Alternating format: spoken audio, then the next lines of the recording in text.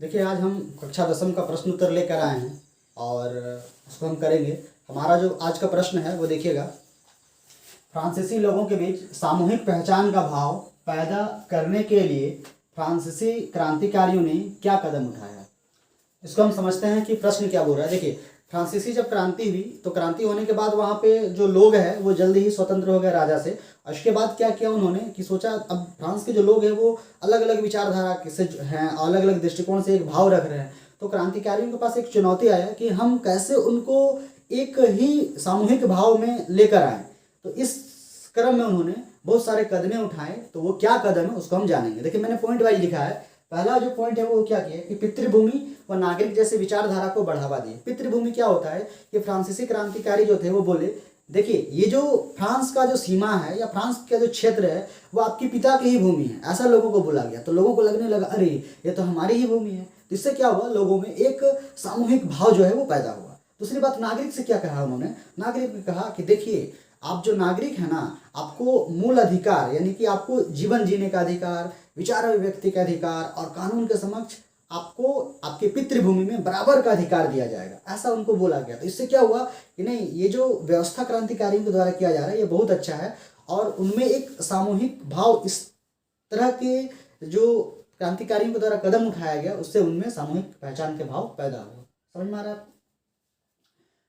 फिर आगे देखिए क्या किया उन्होंने, राष्ट्रध्वज लेकर आया उन्होंने। और राष्ट्रध्वज क्या था, वो तिरंगा। पहले का जो राजा का जो ध्वज था उसको खत्म कर दिया गया क्योंकि वो निरंकुशवाद का प्रतीक था। और उन्होंने क्या किया कि अपना एक राष्ट्रध्वज लेकर आया। राष्ट्रध्वज क्या था, उन्होंने देखिए राष्ट्रध्वज तिरंगा। भारत का तिरंगा मत समझिएगा, वो भी 3 रंग का है तो इसीलिए तिरंगा बोलते हैं, ठीक है। तो तिरंगा देखिए क्या है, ऐसा इस टाइप से था।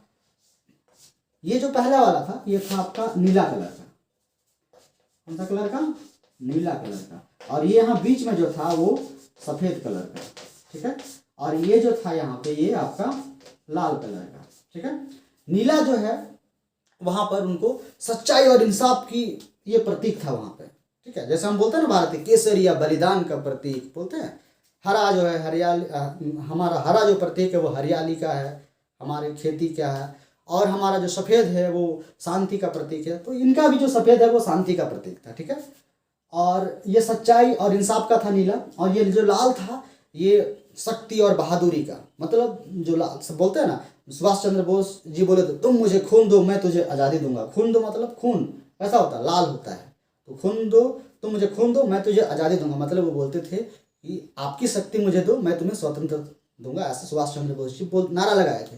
तो इसीलिए ये जो लाल है वो शक्ति का प्रतीक है। तो इस तरह से फ्रांसीसी क्रांतिकारियों ने लोगों के पास तिरंगा लेकर आया और तिरंगा के इन प्रतीकों से लोगों को जागृत किया। इससे लोगों को लगा कि हाँ, हम जो है एक ही भाव के लोग हैं, हम में एक ही भाव आना चाहिए, ऐसा लोगों में लगने लगा। और फिर क्या हुआ, उनमें सामूहिक पहचान का भाव पैदा हो गया। तो इस तरह से हम बोल सकते हैं कि फ्रांसीसी क्रांतिकारियों के द्वारा राष्ट्रध्वज तिरंगा लाया गया और उनके प्रतीकों के माध्यम से लोगों में, मैंने फ्रांसीसी लोगों में क्या क्या सामूहिक पहचान का भाव पैदा कर किया। समझ में आ गया आपको? अगला पॉइंट देखिए, नेशनल असेंबली का गठन। नेशनल असेंबली के बताने से पहले, नेशनल असेंबली का जो गठन है उसको बताने से पहले मैं आपको पीछे ले जाता हूँ।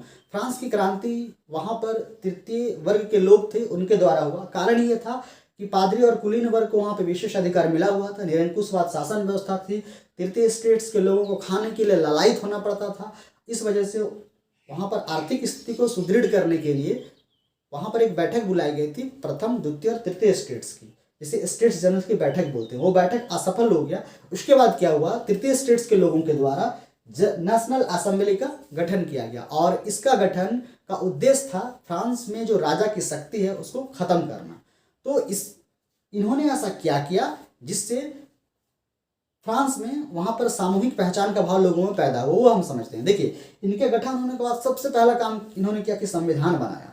और संविधान बनाया और संविधान में ऐसा व्यवस्था करी उन्होंने कि वहाँ पे विधायिका, कार्यपालिका और न्यायपालिका तीनों को अलग कर दिया, ठीक है। पहला काम उन्होंने किया। दूसरा काम इन्होंने क्या किया, जो नागरिक थे उनको अधिकार दिया गया, जीवन जीने का अधिकार, विचार अभिव्यक्ति के अधिकार, कानून के समक्ष बराबरी के अधिकार, ये सब नागरिकों को अधिकार दिया गया। तो इससे क्या हुआ, लोगों में एक सामूहिक पहचान का भाव पैदा हुआ। समझ में आ रहा है कि फ्रांसीसी क्रांतिकारियों के द्वारा नेशनल असेंबली के गठन होने से फ्रांसीसी लोगों में सामूहिक पहचान का भाव कैसे पैदा हुआ।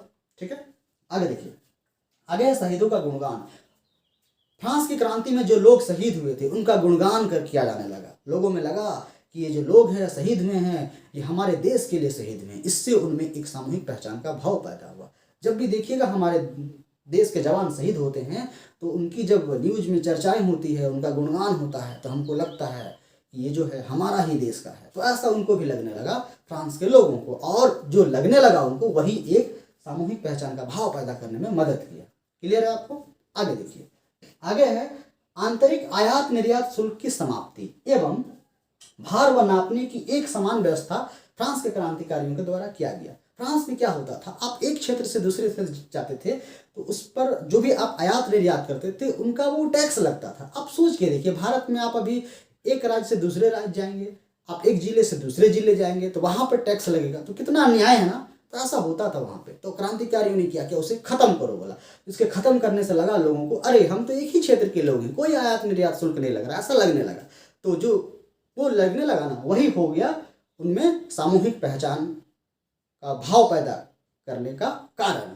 ठीक है, अगला देखिए क्या है, उन्होंने क्या किया कि जो नापने और जो भार था वो हर क्षेत्र में अलग अलग था, फ्रांस के अंदर ही, तो उसको भी खत्म कर दिया उन्होंने। जैसे कि कोई 1 मीटर कपड़ा लेके आप एक जिला से दूसरा जिला गया, एक क्षेत्र से दूसरे क्षेत्र गया, तो वहां पे कम हो जाता था, ज्यादा हो जाता था। ये सब डिफरेंस की वजह से क्या होता था, उनमें एक सामूहिक पहचान का भाव पैदा नहीं होता था। उसको फ्रांसीसी क्रांतियों ने खत्म कर दिया, और खत्म कर देने से लोगों के बीच क्या हुआ, सामूहिक पहचान का भाव पैदा हुआ। क्लियर? अब अगला और हमारा लास्ट गोल देखिए क्या है, वो है क्षेत्रीय बोलियों को हतोत्साहित एवं फ्रेंच को बढ़ावा। देखिए फ्रांसीसी क्रांतियों ने क्या किया, जो विभिन्न क्षेत्रों में जो क्षेत्रीय भाषा थी उसको खत्म कर दिया गया। अब बोला सिर्फ फ्रेंच रहेगा, और पेरिस में हुआ भी ऐसा कि वहाँ पर फ्रेंच ही बोली जाती थी, और क्या किया गया, जो लिखने वाला काम था वो फ्रेंच में किया जाने लगा। तो इससे जब कोई दूसरी भाषा रहेगी ही नहीं तो लोग तो फ्रेंच बोलेंगे, और जब फ्रेंच बोलेंगे तो क्या होगा, सब कोई फ्रेंच बोलेंगे, तो भाषाई आधार पर क्या है, उनमें एक सामूहिक पहचान का भाव पैदा हो जाएगा। लेकिन भारत की हम बात करें तो भारत में ऐसा नहीं है। आप कोई तमिल बोलने वाला है, कोई बंगाली है, कोई बिहारी है, इस तरह से अनेक भाषाएं हैं। लेकिन भारत में क्या किया गया, देखिए भारत में क्या है, हतोत्साहित ने उनको क्षेत्रीय भाषा को बढ़ावा दिया गया, और सबको समेट के एक सामूहिक पहचान का भाव दुनिया के सामने रखा। ये भारत की विशेषता है। समझ में आ रहा है आपको भारत के बारे में? लेकिन फ्रांस ने देखिए कैसा किया, क्षेत्रीय बोली को खत्म कर दिया, फ्रेंच को बढ़ावा दे दिया। ये नीति है। समझ में आ गया होगा आपको कि फ्रांसीसी क्रांतिकारियों के द्वारा वहाँ फ्रांस के क्षेत्रीय भाषा को हतोत्साहित किया गया और फ्रेंच भाषा को बढ़ावा दिया गया, और इससे क्या हुआ, लोगों में सामूहिक पहचान का भाव पैदा हुआ। ठीक है, इस वीडियो में हम इतना ही करेंगे। और आपको हम बता दें, इसका जो नोट्स है नीचे मैंने टेलीग्राम का लिंक दे रखा है, आप उस पर आप ज्वाइन कीजिए स्टडी विद नीतीश में, और फिर हमारा ये PDF पाइए। चलिए आज के लिए इतना ही, धन्यवाद।